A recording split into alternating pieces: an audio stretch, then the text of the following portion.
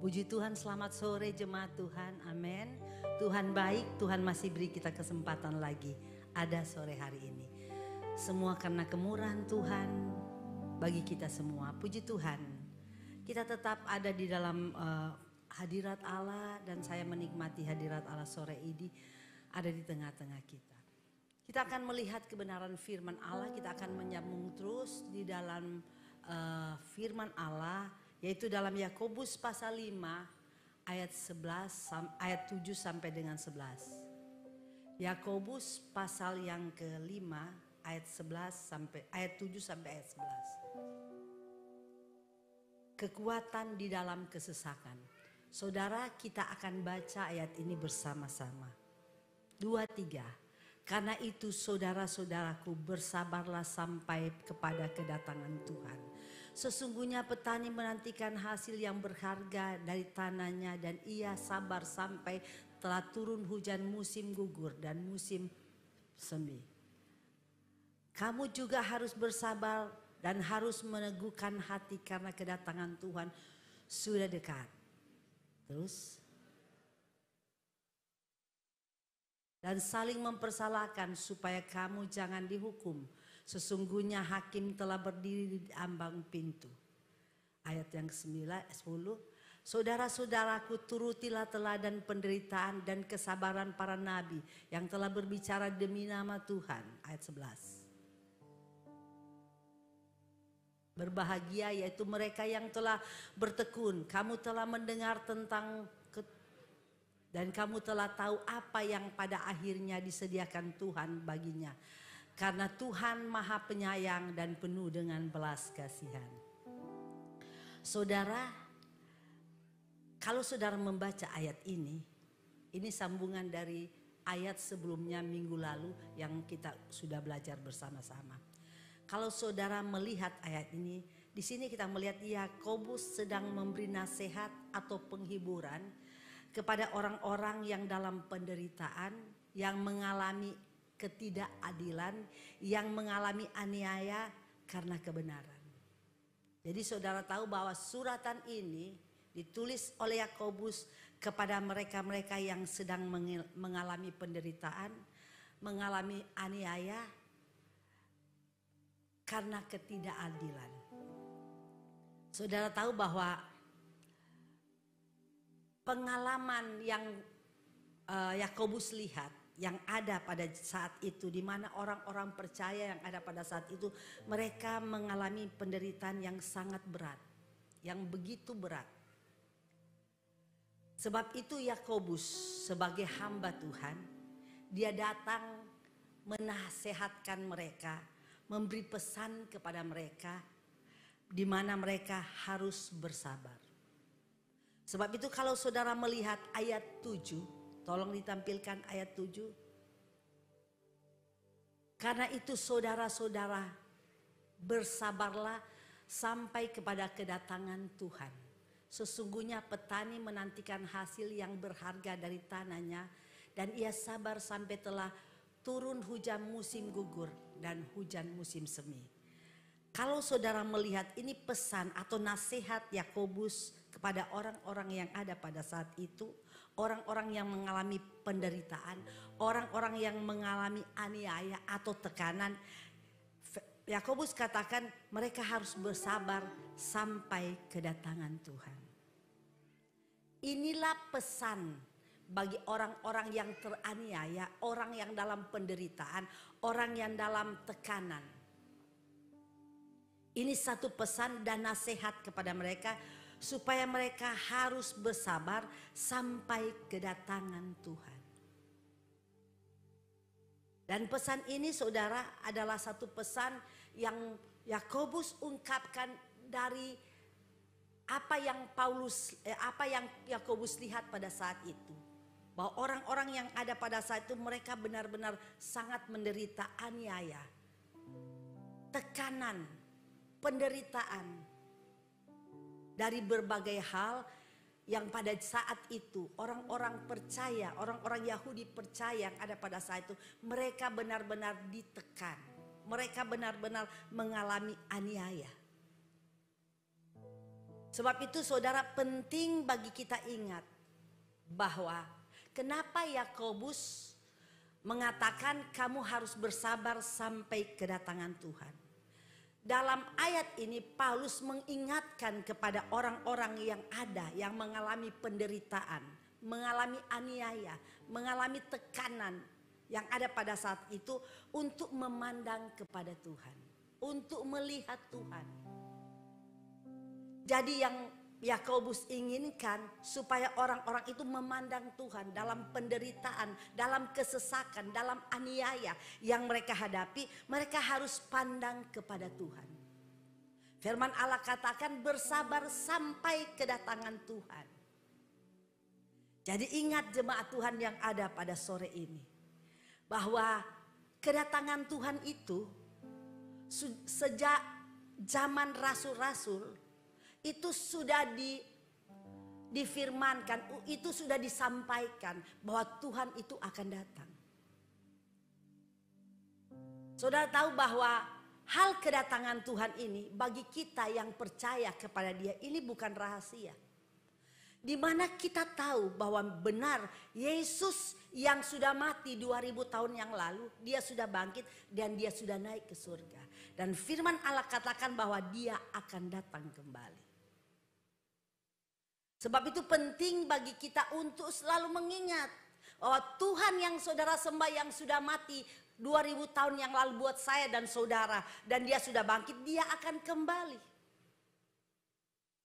Dan ini bukan cerita kosong, tapi ini benar-benar akan terjadi. Sebab itu di dalam Kisah Rasul 1 ayat 11, kita lihat Kisah Rasul 1 ayat 11. Kisah Rasul 1 ayat 11, tolong ditampilkan.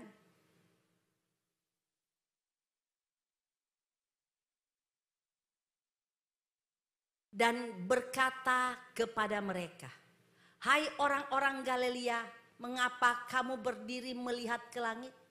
Yesus ini yang terangkat ke surga meninggalkan kamu akan datang kembali dengan cara yang sama seperti kamu lihat Dia naik ke surga. Pada waktu Yesus naik ke surga, saudara, firman Allah katakan disaksikan oleh begitu banyak mata. Dan pada saat itu saudara melihat apa yang firman Allah katakan, hai orang-orang Galilea, mengapakah kamu berdiri melihat ke langit? Yesus ini yang terangkat ke surga meninggalkan kamu akan datang kembali dengan cara yang sama. Sebagaimana mereka lihat Dia naik, begitu pula Dia akan kembali. Jadi kedatangan Tuhan itu ada satu kepastian bagi kita. Ini bukan cerita kosong, tapi ini benar-benar akan terjadi. Bagi kita orang percaya, kedatangan Tuhan ini merupakan satu hal, satu sukacita besar, satu kebahagiaan. Sebab itu Yakobus katakan kepada orang-orang yang ada pada saat itu yang dalam mengalami penderitaan untuk memandang kepada Tuhan, untuk melihat Tuhan yang dia sembah, untuk bersabar sampai Tuhan datang. Ini yang firman Allah katakan, Yakobus memberikan kepada mereka satu pesan, satu nasihat untuk tetap bersabar dalam penderitaan sampai Tuhan datang. Jadi Bapak Ibu Saudara sekalian, Yesus yang kita sembah itu adalah Yesus yang hidup. Dan Dia yang ada di surga akan datang kembali bagi kita yang percaya kepada Dia. Sebab itu bagi kita yang percaya kepada Dia, apa terlebih Yakobus katakan bagi mereka yang mengalami aniaya dan penderitaan. Saudara tahu, kedatangan Tuhan itu merupakan satu sukacita besar. Hari kebahagiaan bagi mereka yang bertahan, yang hidup tetap di dalam Tuhan. Tetapi saudara tahu, sebab itu Yakobus katakan, kamu harus bersabar sampai kedatangan Tuhan. Jadi Yakobus katakan kepada mereka, tetap bersabar dalam penderitaan itu terus menerus sampai Tuhan datang. Karena hari kedatangan Tuhan bagi kita yang percaya ini adalah hari sukacita besar. Satu hari kebahagiaan besar bagi kita. Tapi bagi orang-orang yang tidak percaya kepada Dia, ini bukan hari sukacita. Tapi ini hari yang begitu mengerikan bagi mereka. Karena hari pada waktu Tuhan datang pada kali yang kedua, pada saat itu mereka akan menerima bukan mahkota yang mereka terima, tapi hukuman. Jadi bagi orang kafir, bagi orang yang tidak percaya kepada Dia, kedatangan Tuhan itu menjadi satu jerat bagi mereka. Karena apa? Karena mereka akan menerima hukuman.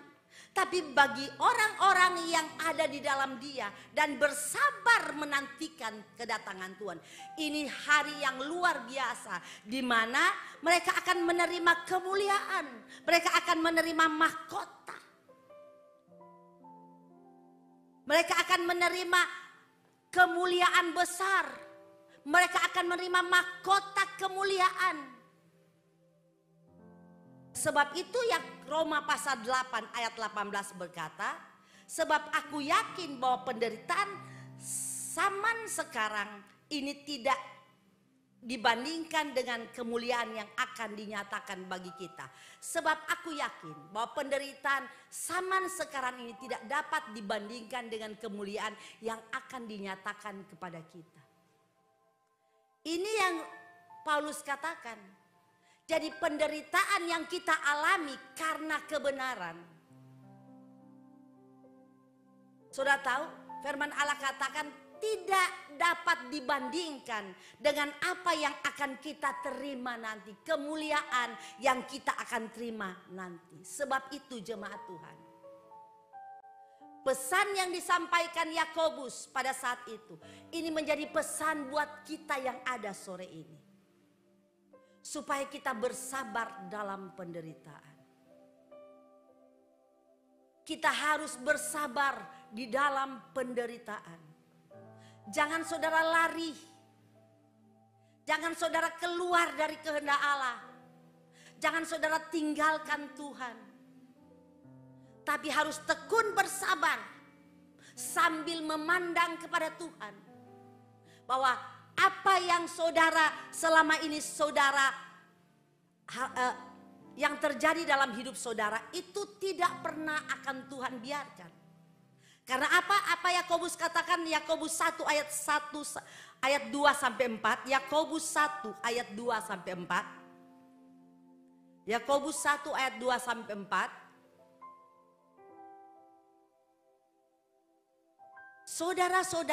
Saudara-saudaraku, anggaplah sebagai suatu kebahagiaan apabila kamu jatuh ke dalam berbagai-bagai pencobaan. Sebab kamu tahu bahwa ujian terhadap imanmu itu menghasilkan ketekunan. Ayat 4. Dan biarlah ketekunan itu memperoleh buah yang matang, supaya kamu menjadi sempurna dan utuh dan tidak kekurangan satu apapun. Saudara melihat apa yang Yakobus 1 katakan. Saudara-saudaraku, anggap suatu kebahagiaan bila kamu jatuh dalam berbagai-bagai pencobaan. Saudara, anggap satu kebahagiaan, dan ini hal yang tidak mudah bagi kita. Apabila kita mengalami masalah, lalu kita harus menganggap itu satu kebahagiaan. Ini satu hal yang tidak mudah bagi kita lakukan. Tapi ini yang firman Allah katakan. Ini yang firman Allah katakan kepada kita. Supaya apa? Supaya kita menghasilkan ketekunan. Karena dengan Tuhan izinkan kita mengalami penderitaan dalam hidup kita. Saudara, Tuhan sedang memproses kehidupan kita. Menjadi satu kehidupan yang benar-benar berkualitas di hadapan Tuhan. Tuhan sedang proses hidup kita. benar-benar untuk menjadi serupa dengan Kristus. Jadi penderitaan itu kalau Tuhan izinkan bagi kita, kita harus mengerti bahwa itu Tuhan punya rencana besar dalam hidup ini. Tuhan punya maksud yang indah dalam kehidupan ini. Untuk membuat kita apa? Membuat kita semakin kokoh di dalam Tuhan. Membuat kita semakin kuat di dalam Tuhan. Membuat kita dapat mengembangkan iman kita di hadapan Allah. Jadi kalau Tuhan mengizinkan kita mengalami penderitaan, Tuhan punya rencana dan maksud indah. Bukan berarti Tuhan jahat dengan kita. Bukan berarti Tuhan tinggalkan kita. Tapi Tuhan punya rencana supaya kehidupan iman kita semakin kokoh, semakin kuat. Dan kita dapat mengembangkan iman kita di hadapan Tuhan. Saudara, tidak ada alasan bagi kita yang percaya kepada Dia untuk berbuat dosa pada waktu Tuhan izinkan kita menderita. Memang hidup dalam penderitaan, saudara, tidak mudah. Untuk bertahan apabila orang ada dalam penderitaan itu tidak mudah. Itu sebabnya orang berusaha untuk menghindar keluar dari penderitaan. Karena saudara, tidak ada orang yang mau menderita. Kalau berbicara penderitaan, semua tidak mau menderita. Tapi saudara, mau atau tidak mau, sebagai orang percaya kita harus masuk dalam penderitaan. Sebab itu penting bagi kita bagaimana sikap kita menghadapi penderitaan, ini penting. Jadi sikap kita menghadapi penderitaan ini sangat penting. Sebab itu Yakobus katakan bersabar sampai kedatangan Tuhan. Artinya selama Tuhan izinkan kita hidup di dunia, kita harus bersabar dalam penderitaan. Kita jangan keluar dan menghindar dari penderitaan. Jadi Tuhan izinkan kita hidup sampai kapan? Kita harus bersabar kalau Tuhan izinkan penderitaan itu kita alami dalam hidup kita. Karena Tuhan ingin melihat kesetiaan kita kepada Dia. Dan kesabaran yang menjadi ukuran yaitu sampai Tuhan datang. Tentu kita berpikir ini bukan satu waktu yang pendek. Kalau kita harus bersabar sampai Tuhan datang. Dan semua orang tidak ada yang tahu kapan Tuhan datang. Tidak ada yang tahu kapan Tuhan datang. Dan kalau kita disuruh bersabar sampai Tuhan datang, rasanya nggak kuat. Apalagi penderitaan atau tekanan yang kita hadapi itu berat. Rasanya nggak mampu. Seringkali kita mau berontak karena apa? Rasanya tidak kuat, apalagi kalau kita sudah berada dalam kebenaran. Apalagi kalau kita setia kepada Tuhan. Apalagi kalau kita sudah ikut dalam pelayanan Tuhan. Apalagi kalau kita sudah terlibat pelayanan Tuhan. Lalu kita harus mengalami penderitaan. Rasanya daging gak bisa terima. Sebab itu banyak orang yang ingin berontak, ingin keluar. Kenapa ini harus terjadi dalam hidup saya? Saya sudah melakukan yang baik. Saya sudah berbuat baik, saya sudah setia, saya sudah melakukan apa yang Tuhan mau. Tapi kenapa hal ini saya harus hadapi? Jadi secara logika saudara, lalu Yakobus katakan, firman Allah katakan kita harus bersabar sampai kedatangan Tuhan. Dan kita tidak tahu kapan Tuhan datang. Artinya yang Tuhan inginkan kepada kita harus bersabar sampai Tuhan kehendaki kita hidup di dunia. Sebab saudara tahu selama kita hidup di dunia kita tidak akan bebas dari penderitaan. Kita tidak akan terlepas dari penderitaan. Sebagai orang percaya, mau atau tidak kita pasti akan mengalami hal itu. Jadi saudara, kita ini masih di dunia. Dunia yang kita diami ini jahat. Dan kita di dunia ini persiapan kita untuk masuk pada kekekalan. Untuk masuk, untuk bersama-sama dengan Tuhan. Hidup bersama Tuhan. Jadi di dunia yang kita hidup ini bukan Firdaus. Lalu saudara bermimpi bahwa saudara tidak akan mengalami penderitaan. Enggak akan bisa. Ini enggak mungkin terjadi. Siapapun dia yang masih hidup di dunia, pasti dia akan alami penderitaan. Jadi penderitaan rasanya sudah menjadi bahagian hidup kita. Sudah menjadi satu dengan kita orang percaya. Sebab itu firman Allah katakan, di firman Allah katakan, kalau kita melihat Ayub. Saudara, Ayub adalah orang yang saleh, orang yang takut akan Allah. Dia hidup benar pada saat itu. Apa yang kurang kepada Ayub? Tetapi saudara melihat, Ayub mengalami penderitaan. Dan penderitaan yang Ayub alami itu sangat berat. Mulai dari harta, anak-anak, fisiknya, bahkan istrinya. Saudara, kalau saudara melihat dari sudut pandang manusia, penderitaan Ayub itu begitu luar biasa. Tapi saudara, firman Allah katakan kita harus melihat Ayub. Yakobus katakan, lihat apa yang dilakukan Ayub. Dalam penderitaan yang begitu berat yang Ayub alami. Tapi firman Allah katakan dia tidak berdosa kepada Tuhan. Dia tetap menjaga hidupnya kudus di hadapan Allah. Dia tetap menjaga hubungannya dengan Tuhan.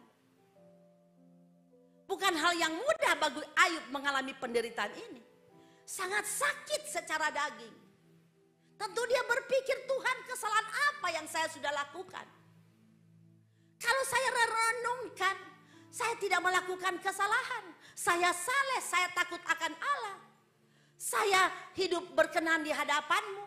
Kalau dia merenungkan secara logika, dia tidak dapatkan kesalahan dalam hidupnya. Dan itu firman Allah katakan dia orang benar. Tapi jangan saudara pernah berpikir kalau saudara sudah hidup benar, saudara sudah hidup saleh, saudara hidup takut akan Allah, lalu saudara tidak akan mengalami penderitaan. Semua tokoh-tokoh iman saudara melihat, mereka mengalami juga penderitaan. Bahkan saudara tahu bahwa Ayub ini dia mengalami penderitaan begitu panjang waktunya. Sampai benar-benar dia duduk di tanah. Dia duduk di debu tanah. Dia melihat keadaan dirinya. Begitu parah yang Ayub hadapi. Seluruh tubuhnya ada borok. Dan ini menyakitkan sekali. Bukan hal yang mudah. Mungkin kalau kita cuma mendengar dan membaca cerita ini, kita anggap ini biasa. Biasa. Itu hal biasa. Mungkin saudara berpikir, saya juga mampu. Oh, belum tentu. Dan Ayub bukan hanya tubuh, tapi anaknya semua mati. Hartanya habis. Istrinya meninggalkan dia. Ini satu hal yang luar biasa. Tetapi saudara tahu, Ayub tetap bertahan di dalam penderitaan. Dan Allah, saudara, tidak pernah tinggalkan orang-orang yang bertahan dalam penderitaan. Sebab itu apa yang Ayub katakan, Ayub pasal 42 ayat 5. Kalau dulu aku hanya mendengar kata orang, tapi sekarang aku dengan mataku melihat Tuhan. Amin. Hanya dari kata orang saja aku mendengar tentang engkau, tapi sekarang mataku sendiri memandang engkau. Penderitaan membuat Ayub bisa berjumpa dengan Tuhan. Seringkali saudara, Tuhan izinkan kita mengalami hal-hal yang menyakitkan. Karena Allah punya tujuan dalam hidup kita. Mungkin Allah ingin supaya kita lebih setia, lebih sungguh-sungguh dengan Dia. Allah ingin memperlihat kuasanya kepada kita. Seperti Ayub, kalau dia hanya mendengar dulu kata orang, tapi firman Allah katakan, dia berkata, tapi sekarang mataku sendiri yang memandang engkau. Dan ini yang Tuhan mau, supaya kita sendiri memandang Tuhan.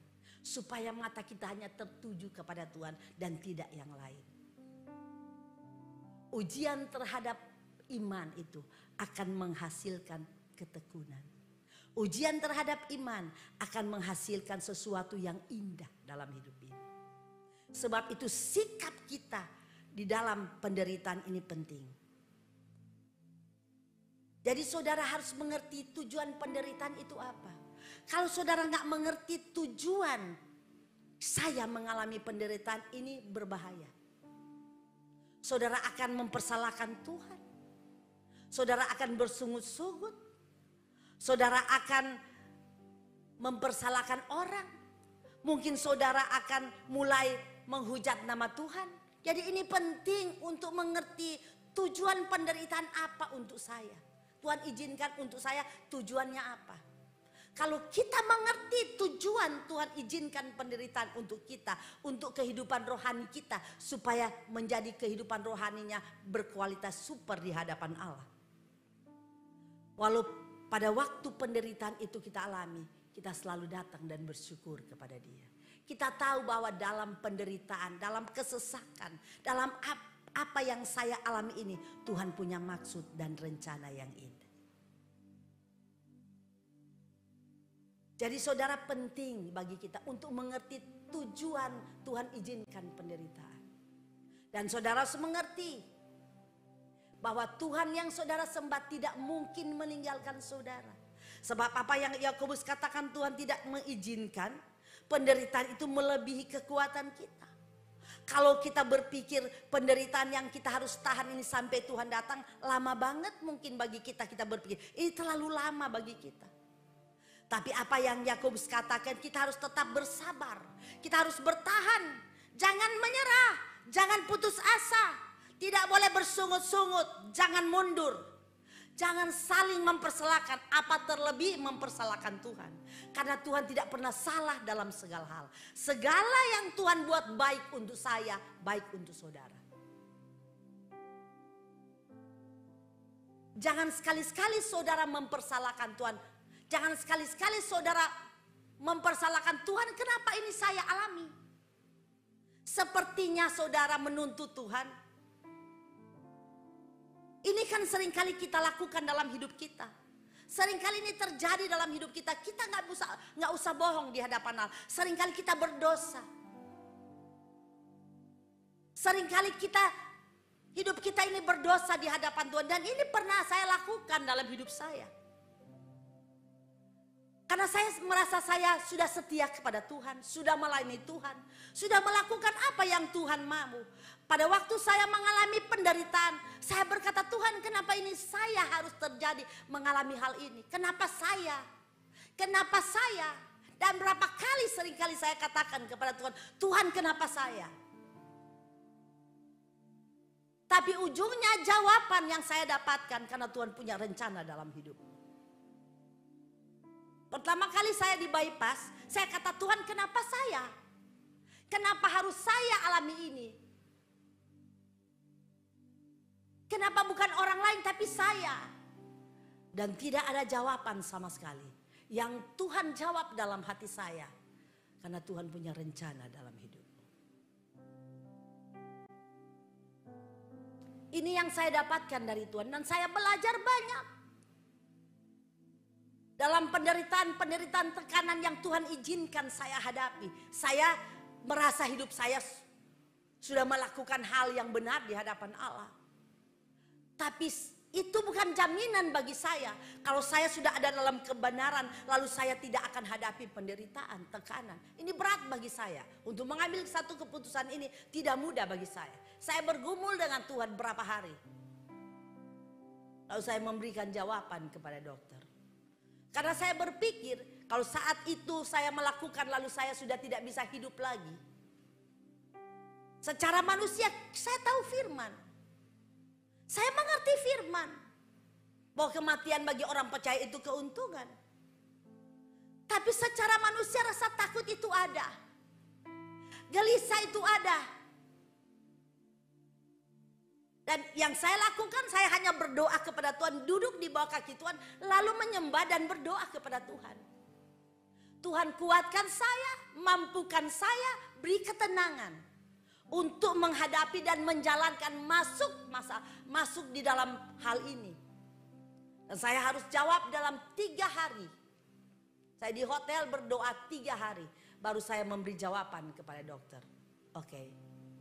Tapi saya sudah siap dengan segala konsekuensinya.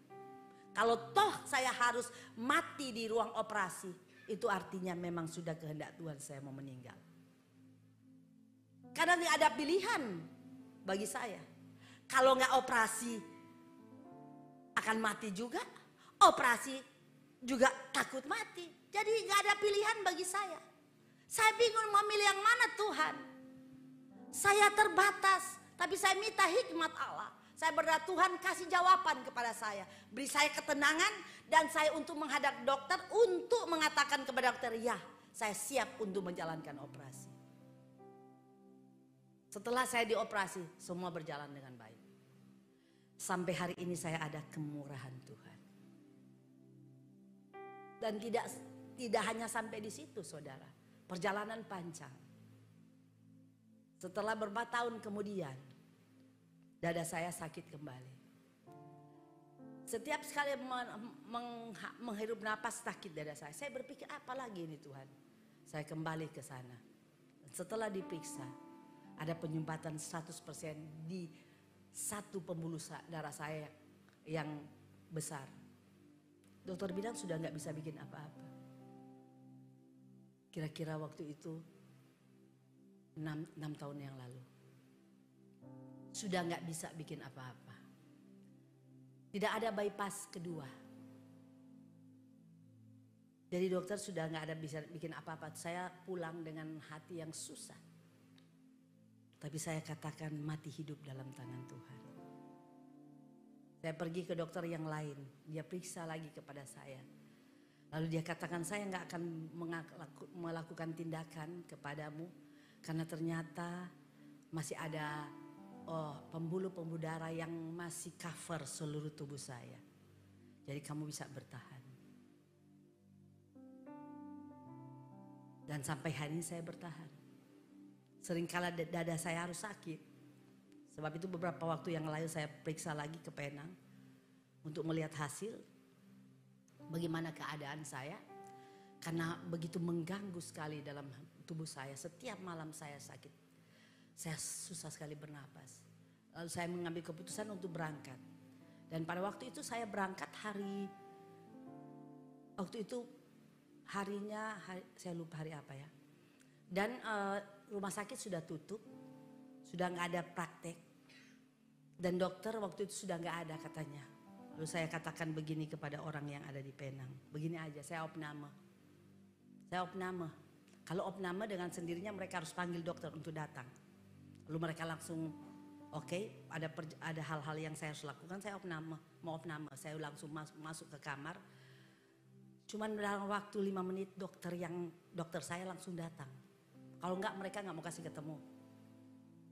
Dia langsung datang saat itu juga sore jam 4 diperiksa secara begitu semua diperiksa.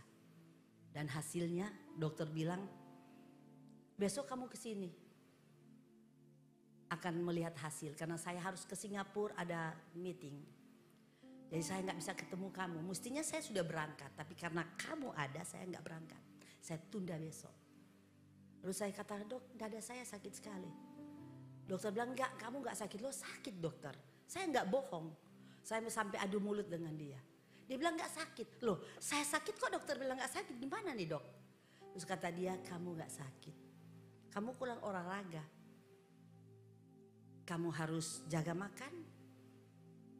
Kamu olahraga yang baik. Dan minum aja vitamin ini. Dan kamu tunggu aja beberapa waktu. Dan kamu pulang aja ke Indonesia. Nggak apa-apa. Kira-kira saya lupa berapa bulan yang lalu saya pergi. Dan benar sampai hari ini sudah nggak sakit lagi. Saya tahu bukan karena dokter. Tapi Tuhan yang sudah menolong saya. Karena saya tahu juga umur manusia semua dalam tangan Tuhan kan. Kapanpun itu kalau sudah waktunya akan dipanggil Tuhan kita nggak bisa tahan. Tuhan pakai kematian itu dengan cara berbagai macam cara. Bisa dengan pada waktu sakit. Dengan caranya macam-macam. Kita nggak bisa tentukan Tuhan kalau bisa mati tidur-tidur enak Tuhan lalu mati. Enggak. Kita nggak bisa pilih. Semua sudah ditentukan Tuhan. Dan saudara tahu sampai hari ini karena memang waktu itu berat badan saya naik. Dan saya merasa itu karena berat badan saya naik sehingga saya rasa susah untuk bernapas. Dan saya sering sakit dada. Dokter bilang kamu harus diet, harus kurus, nggak boleh nggak. Tapi untuk menguruskan badan itu bukan hal yang mudah bagi kita. Yang gemuk-gemuk ini bukan hal itu perjuangan berat. Tapi yang kurus-kurus itu biasa. Tapi yang bagi orang gemuk kayak saya begini untuk menurunkan berat badan itu nggak mudah. Perjuangan tinggi itu. Kalau mungkin saya tinggal di hutan sendiri, nggak ada orang, nggak ada tempe goreng, nggak ada pisang goreng, pagi-pagi sudah roti dan segala, mungkin bisa. Tapi yang ada di sekitar saya banyak sekali orang di rumah. Pagi-pagi sudah nasi goreng, tempe goreng, nasi pisang goreng, semuanya. Tapi saya harus ambil keputusan untuk bertahan. Untuk tidak menajiskan diri. Dengan santapan raja. Kata Daniel. Dan ini perjuangan, gak mudah. Tapi harus. Dan benar, setelah saya lakukan hal itu, enak. Dada sakit tapi enggak lagi separah dulu. Sekali-sekali. Dan sudah enggak dulu, aduh tiap hari itu sakit. Sampai saya ketakutan mau tidur kalau malam. Kalau saya sudah mau tidur malam, saya takut nanti besok saya udah enggak bisa bangun. Saya cuma menyerah ke Tuhan, saya berkata Tuhan, hidupku dalam tangan-Mu. Saya cuma takut kalau berdosa lalu mati. Itu yang paling saya takut. Kalau rasanya hidup saya berkenan di hadapan Tuhan, mati gak takut saudara. Karena surga menunggu. Tapi kalau lagi berdosa mati, bukan surga menunggu, neraka. Dan itu tidak bisa balik. Gak bisa diputar balik. Itu yang setiap hari saya jaga. Gak kurang-kurang saudara, setiap malam. Tuhan ampuni kalau ada dosa, Tuhan ampuni ada dosa. Mulai merenungkan dosa apa ya Tuhan, dosa apa, mulai merenungkan. Mulai satu-satu bereskan kalau ada hal-hal yang tidak berkenan. Takut mati. Takut mati bukan takut mati apa, takut masuk neraka kalau dalam keadaan ada dosa. Iya, kalau hidup benar seperti Ayub, hidup kudus tidak bercela, dan Tuhan yang katakan dia kudus tidak bercela. Kalau mati gak perlu takut. Karena ada tempat bagi mereka-mereka yang hidup tidak bercela. Tapi hidup orang yang hidup dalam dosa, yang masih punya akar pahit, marah kepada orang, dendam kepada orang, benci orang, masih melakukan dosa. Ini paling parah kalau mati. Kalau paling parah kalau meninggal. Sebab itu jangan main-main hari-hari ini. Jadi penderitaan seringkali Tuhan izinkan dalam hidup kita. Karena Tuhan punya rencana bagi kita. Mungkin dengan penderitaan yang kita alami kita bisa bertemu Tuhan. Dan saat-saat seperti itu bukan saya nggak bertemu Tuhan pada waktu saya belum sakit. Saya bertemu Tuhan. Tapi saat-saat seperti itulah saya benar-benar menikmati Tuhan dalam hidup saya. Dan itu tidak berhenti saudara. Bukan berarti setelah satu masalah selesai sudah stop. Nggak ada lagi masalah. Kan firman Allah katakan Yakobus sampai Tuhan datang masalah itu nggak akan berhenti. Penderitaan itu nggak akan berhenti. Persoalan itu nggak akan berhenti sampai Tuhan datang. Nah kalau kita mau tunggu Tuhan datang lama banget kan? Mungkin kita sudah mati juga Tuhan belum datang. Tapi Tuhan bisa datang kepada kita secara pribadi. Mungkin secara global kita nggak ketemu dengan Tuhan waktu Tuhan datang di awan-awan. Lalu kita melihat mata menyongsong dia pada waktu dia datang. Tapi Tuhan kan bisa datang kepada kita secara pribadi. Kalaupun Tuhan datang secara pribadi bagi kita artinya kita mati. Nah kita sudah enggak menderita. Sebab itu kalau saudara enggak mau menderita, berdoa kepada Tuhan. Tuhan angkat saya supaya penderitaan itu enggak ada. Saudara berani? Biasanya orang yang berdoa supaya angkat itu dalam keadaan putus asa. Orang kalau putus asa dia katakan Tuhan mati aja saya, angkat aja saya. Karena putus asa. Karena tekanan yang dihadapi terlalu berat sampai dia berdoa demikian.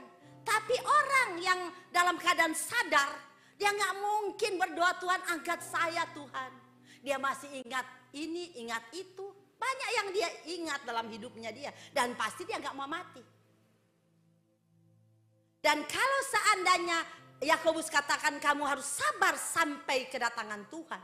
Itu artinya Tuhan ingin bicara kepada kita sore ini. Sampai kedatangan Tuhan, kalau Tuhan izinkan kita menderita, tetap jangan keluar dari Tuhan. Jangan tinggalkan Tuhan, jangan bersungut-sungut. Sebab itu 1 Petrus pasal 2 ayat 21 berkata, tolong ditampilkan.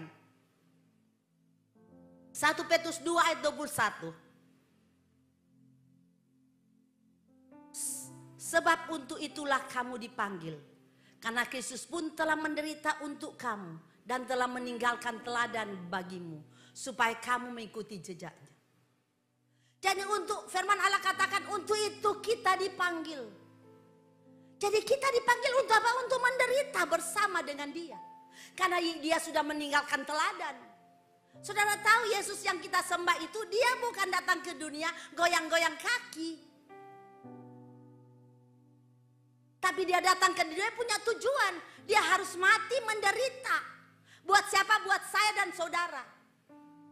Penderitaan yang Yesus alami tidak ada satupun dalam dunia ini yang mengalami hal seperti ini. Kita sudah tahu Ayub menderita luar biasa. Tapi penderitaan Ayub tidak sebanding dengan penderitaan Kristus. Tidak ada orang di dalam dunia ini yang akan menderita sama beratnya seperti Kristus. Nggak ada. Kalau kita menderita kita wajar. Karena kita manusia berdosa. Jadi kita menderita karena dosa kan kita menderita. Kalau manusia nggak jatuh ke dalam dosa, Adam dan Hawa nggak jatuh ke dalam dosa, kita manusia nggak menderita di Taman Eden enak. Semua ada, semua Tuhan sudah siapkan. Tapi sejak manusia berdosa maka kita harus mati dan harus mengalami penderitaan. Sebab itu untuk menggantikan penderitaan nanti hukuman kekal, Yesus menderita untuk saya dan saudara. Dan penderitaan yang Yesus alami itu begitu sempurna. Tidak ada manusia yang bisa mengalami penderitaan yang sempurna Yesus. Dan firman Allah katakan untuk itu kamu dipanggil. Karena Kristus telah menderita untuk kamu dan telah meninggalkan teladan bagimu. Supaya kamu mengikuti jejaknya. Jadi kalau kita menderita itu biasa. Memang kita harus menderita. Sebab itu Filipi 1 ayat 29 berkata. Filipi 1 ayat 29. Sebab kepadamu dikaruniakan bukan saja untuk percaya kepada Kristus, melainkan juga untuk menderita untuk dia. Saudara lihat, sebab kepadamu dikaruniakan bukan saja untuk percaya kepada Kristus, melainkan juga untuk menderita untuk dia. Jadi kita bukan dikaruniakan hanya untuk percaya Yesus dan diselamatkan. Tapi firman Allah katakan kita juga harus menderita. Jadi penderitaan itu sudah menjadi bagian orang percaya. Kalau saudara melihat 2 Timotius pasal 2 ayat 3. Saudara 2 Timotius 2 ayat 3. Ikutilah menderita sebagai seorang prajurit yang baik dari Kristus Yesus. Ikutilah menderita sebagai seorang prajurit yang baik dari Kristus. Jadi menderita itu adalah hal yang kita harus hadapi. Tidak mungkin tidak. Dan mau atau tidak saudara harus masuk sampai ke sana. Jadi kita dipanggil untuk menderita. Menderita menurut kehendak Allah. Bukan menderita karena salah kita sendiri. Ada orang menderita bukan menurut kehendak Allah. Karena kesalahannya dia. Contoh, kalau dia mencuri, lalu dia dihukum, lalu dia harus menderita dihukum. Itu karena dia harus bayar kesalahannya. Itu bukan kehendak Allah. Tapi kalau saudara sudah melakukan yang baik, tapi saudara harus menderita, saudara harus mengalami ini, mengalami itu. Jangan saudara mundur dari Tuhan. Tetap aja mungkin Tuhan izinkan itu untuk mendewasakan saudara. Untuk memurnikan iman saudara. Bahkan Yakobus pasal 14 ayat 27 berkata, Yakobus 14 ayat 27. Yakobus 14 ayat 27 berkata, barang siapa, tolong ditampilkan. Tidak memikul salib dan mengikut aku, ia tidak dapat menjadi muridku. Firman Allah katakan, barang siapa tidak memikul salib dan tidak mengikuti aku, dia tidak dapat menjadi muridku. Jadi pikul salib itu harus. Untuk menjadi murid Tuhan, kita harus pikul salib. Jadi salib itu harus menjadi bahagian kita. Dan saudara tahu, untuk menjadi serupa dengan dia, kita harus masuk di dalam penderitaan. Sebab itu apa yang Filipi katakan? Filipi 3 ayat 10 tolong ditampilkan.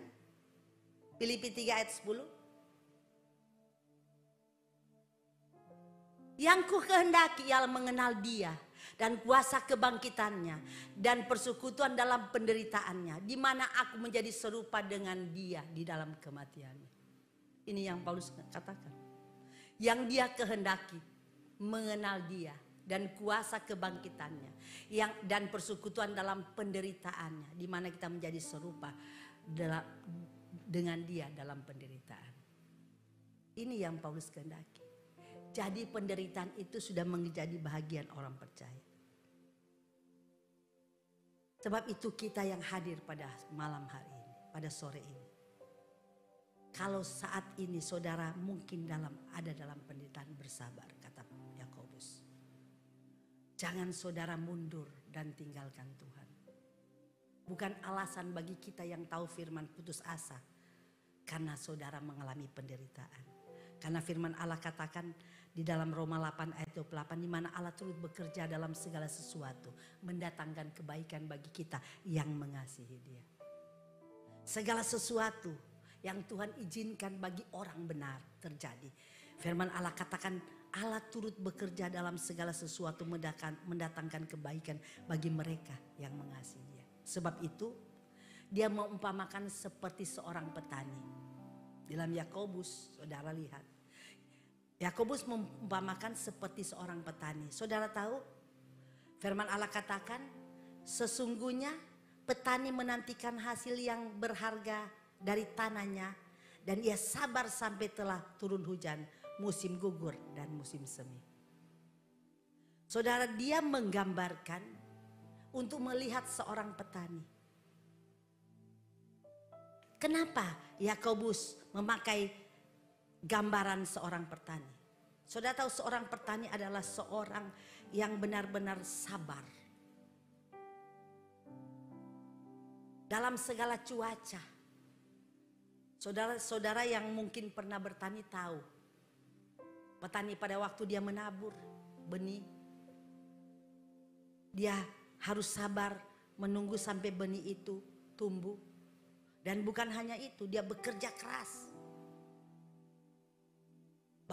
Bagaimana caranya, tidak mengelah lelah, dia tidak putus asa. Dia begitu tekun menantikan hasil apa yang dia tanam. Walaupun terik panas matahari, dia harus bekerja menanam benih. Karena apa? Dia punya tujuan untuk mendapatkan hasil. Ini membuat dia bekerja dengan luar biasa. Dan selama saudara tahu petani ini bekerja, banyak sekali gangguan yang dia harus hadapi. Belum cuaca buruk, seringkali angin keras, seringkali ada badai mungkin yang datang. Belum lagi saudara, binatang-binatang buas. Dia harus jaga jangan sampai ada hama yang datang. Bagaimana cara dia menangani apa yang dia tanam itu supaya tidak dimakan hama. Belum lagi ada tikus, belum lagi ada babi hutan. Ini saudara, petani-petani seperti ini, dia begitu luar biasa menjaga apa yang dia sudah tanam supaya tidak diganggu. Dan saudara, ini membutuhkan tenaga yang luar biasa. Kalau seorang petani ini waktu dia duduk dan dia melihat apa yang dia sedang kerjakan, mungkin dalam hatinya capek, lelah. Mungkin seringkali dia harus menangis kalau ada hama, ada tikus yang memakan tanamannya, ada babi-babi hutan yang memakan tanamannya. Seringkali petani ini harus menangis. Karena dia pikir sudah capek tanam, harus mengalami seperti ini. Tapi dia begitu sabar, dengan tekun dan sabar. Sebab itu Yakobus menggambarkan melihat seorang petani. Petani melakukan semua itu punya tujuan. Karena apa? Dia ingin hasil. Dia menginginkan hasilnya. Dan pada waktu dia memetik hasil, walaupun dia mengalami banyak sekali hal pada waktu dia menanam benih dan menjaga tanaman itu, begitu lelah dan sangat capek, itu semua hilang sekejap. Karena apa? Pada waktu dia memetik hasil, dia mendapatkan hasil. Dan ini yang Yakobus katakan menggambarkan seperti seorang petani yang tidak mengenal lelah, mulai dari pagi sekali sudah berangkat ke kebun, pulangnya nanti sore. Saya pernah tinggal di desa. Dan orang desa yang saya lihat pagi-pagi mereka sudah bawa cangkul, lalu pergi kebun, sore hari baru pulang. Dan mereka di kebun itu bukan hanya main-main, mereka harus bercangkul, kerja keras, panas terik matahari.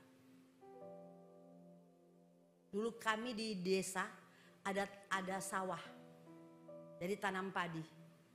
Setelah padi itu ditanam, dia akan tumbuh. Dan itu harus dijaga, gak boleh dibiarkan. Karena banyak sekali binatang yang akan memakan. Apalagi kalau padi itu mulai berbuah, banyak sekali burung yang datang ingin memakan buahnya. Sebab itu seorang petani padi, dia harus menarik tali, lalu ada orang-orangan yang dia taruh, lalu kalau ada burung dia goyang-goyang supaya burung tahu itu orang. Dan itu harus dijaga dari pagi sampai sore. Karena burung biasanya siang sampai sore malam burung tidur. Iya betul. Itu yang petani harus lakukan. Itu setiap hari sampai padi itu panen baru berhenti. Jadi selama padi itu belum panen, dia harus selalu ada orang. Dan belum lagi petani itu harus jalan semua. Lalu lihat kalau ada ulat, tanahnya itu harus dicangkul. Pokoknya mereka begitu luar biasa. Karena mereka menginginkan hasil. Dan petani yang sabar, dia akan mendapat hasil yang luar biasa. Sebab itu kenapa Yakobus katakan kamu harus sabar dan melihat seorang petani. Karena ini yang dikerjakan petani. Nah, selama kita menunggu kedatangan Tuhan, saudara, kita harus belajar untuk hidup sabar di dalam penderitaan. Memang untuk hal sabar pada zaman ini gak mudah. Karena kita hidup pada zaman ini zaman instan. Semuanya serba cepat. Semua serba cepat. Semuanya instan. Langsung jadi, super mie langsung jadi, bubur langsung jadi. Banyak sekali makanan-makanan yang langsung jadi. Semua serba cepat. Kalau mau beli ingin apa-apa, Gojek langsung datang di muka rumah. Nggak perlu masak lagi. Jadi dunia yang kita hidup sekarang semua instan. Jadi bagi kita terbiasa dengan instan. Jadi rasanya hal kesabaran ini sulit didapatkan hari-hari ini. Karena dengan berkembangnya zaman, orang semua mau cepat dengan instan. Jadi sepertinya karakter ini terbentuk untuk tidak sabar. Tapi sebagai orang percaya, kita tidak boleh seperti dunia. Karena di dalam Tuhan gak ada yang instan. Tuhan selalu bekerja menurut waktu Tuhan. Karena waktu Tuhan itu indah. Waktu Tuhan itu baik. Kalau menurut waktu kita gak ada yang baik. Tapi menurut waktu Tuhan baik. Jadi kita jangan samakan dunia dan memaksa Tuhan harus ikut kehendak kita. Kalau kita ada masalah kita berdoa kepada Tuhan. Kalau bisa sebentar dijawab. Kalau nggak dijawab mundur dari Tuhan. Nggak setia kepada Tuhan. Nggak mau lagi ke gereja. Nggak mau doa. Itu kita. Karena lingkungan, karena dunia yang kita hidup saat ini membentuk kita untuk tidak menjadi orang yang sabar. Ini yang membuat seringkali kita sebagai orang percaya sampai di hal-hal kerohanian pun kita ingin supaya segala sesuatu cepat. Berdoa kalau bisa Tuhan langsung jawab. Kalau nggak jawab marah kepada Tuhan, menuntut kepada Tuhan. Padahal Tuhan itu bukan seperti manusia. Tuhan selalu bekerja menurut waktunya. Karena waktu Tuhan dengan waktu manusia itu beda. Waktu Tuhan selalu baik, waktu Tuhan selalu indah. Kalau kita mengerti saja apa isi hati Tuhan kepada kita, saudara tentu akan menjadi orang yang mengerti bahwa segala sesuatu yang Tuhan izinkan saya alami itu semua baik karena Tuhan cinta saya. Saudara harus tahu Tuhan cinta saya. Sebab itu dalam ayat 8 katakan sabar dan teguhkan hatimu sebab kedatangan Tuhan sudah dekat. Sabar. Saudara ikut Tuhan itu harus sabar. Walaupun saudara harus alami penderitaan, harus sabar karena kedatangan Tuhan sudah dekat. Mana kedatangan Tuhan dekat? Dari sejak saya kecil, mama saya katakan Tuhan mau datang. Saya sudah tua seperti ini, Tuhan gak datang-datang.